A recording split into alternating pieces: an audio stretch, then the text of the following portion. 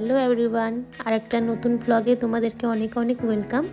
তো আগের মিনি ভ্লগে তো তোমরা দেখেছো যে আমরা মথুরাতে চলে এসেছিলাম। তো এটা তার পরের দিনের ভ্লগ।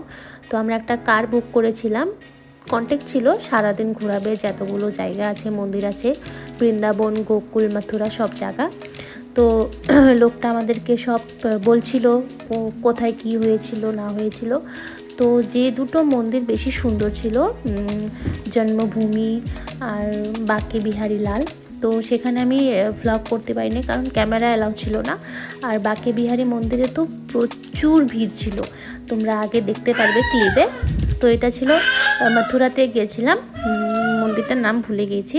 তো খুব সুন্দর ভিউটা, একদম প্রায় বানারসের মতনই ছিল। তো সেখানে সারাদিন ঘুরলাম, ঘোরার পর আমরা হোটেলে চলে এসেছিলাম, কারণ জিয়াকে নিয়ে তো এত ট্রাভেল করাটা একটু অসুবিধা হচ্ছিল। হোটেলে এসে আমরা খাওয়া দাওয়া করলাম, একটু রেস্ট নিয়ে 1-2 ঘন্টা রেস্ট নিয়ে আবার বেরিয়ে পড়েছিলাম, তখন বৃন্দাবন গিয়েছিলাম। তো এটা মথুরার ব্লগ। ওখানের ফেমাস কচুরি, সকালে ব্রেকফাস্টে কচুরি খায় সবাই, তো আমরাও তাই করেছিলাম। এই জায়গাটার ভিউ এত সুন্দর ছিল বলার মতন না। আসলে আমরা যেখানে থাকি উত্তরপ্রদেশ, ওই জায়গার থেকে যত ঘোরার জায়গা আছে ভালো ভালো, তো সব 4-5 ঘন্টারই দূরত্ব। তো আমরা সেটাই ভেবেছি যে এতদিন এখানে পোস্টিং আছে, তো আশেপাশে যেগুলো জায়গা আছে সবটা ঘুরে যাব।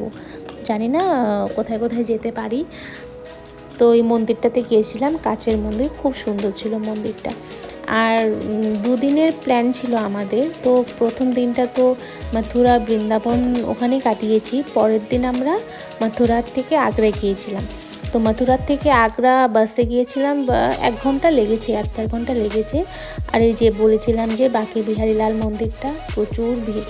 আর সন্ধ্যার দিকে আমরা প্রেম মন্দিরে গিয়েছিলাম, খুব সুন্দর, এত সুন্দর লাইটিং। আমি তো ধারণা করতে পারছিলাম না যে এতদিন ফোনে দেখেছি ছোটোবেলার থেকে মথুরা, বৃন্দাবন, মোবাইলে কত কার্টুন দেখেছি, তো বৃন্দাবন আসতে পেরেছি অনেক ভাগ্য মনে করি। আর জিয়ারও ভাগ্যটা খুব ভালো যে ছোটোবেলায় ও বৃন্দাবন ঘুরে গেল। অনেক দিন ধরে আমাদের বলা হচ্ছিল বৃন্দাবন যাব, কিন্তু যাওয়া হচ্ছিল না।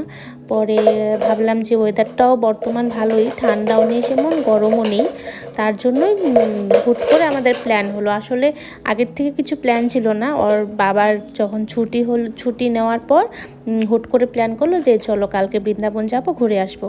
তো বললাম ঠিক আছে চলো, যখন বলেছো যেয়ে আসি। তো যাওয়ার পরে প্রেম মন্দিরের এটা ভিউ ছিল, অনেক লোকজন ছিল। আর ফোনে তো অত একটা বোঝা যাচ্ছে না, কিন্তু সামনের থেকে খুব সুন্দর মন্দিরটা। আর যে জন্মভূমি মন্দিরটা যে আছে, ওই মন্দিরটাতে ক্যামেরা একদম অ্যালাও না, গেটেই ফোন, ব্যাগ যা যা থাকে সব ওরা জমা নিয়ে নেয়। তো ওই মন্দিরটাও খুব সুন্দর ছিল, যেখানে কৃষ্ণ ঠাকুরের যেখানে জন্ম হয়েছিল, কারাগারটা যে, তো সেই মন্দিরটাতে আছে। তো আজকের ব্লগটা এইটুকুই ছিল, দেখা হবে নেক্সট একটা ব্লগে।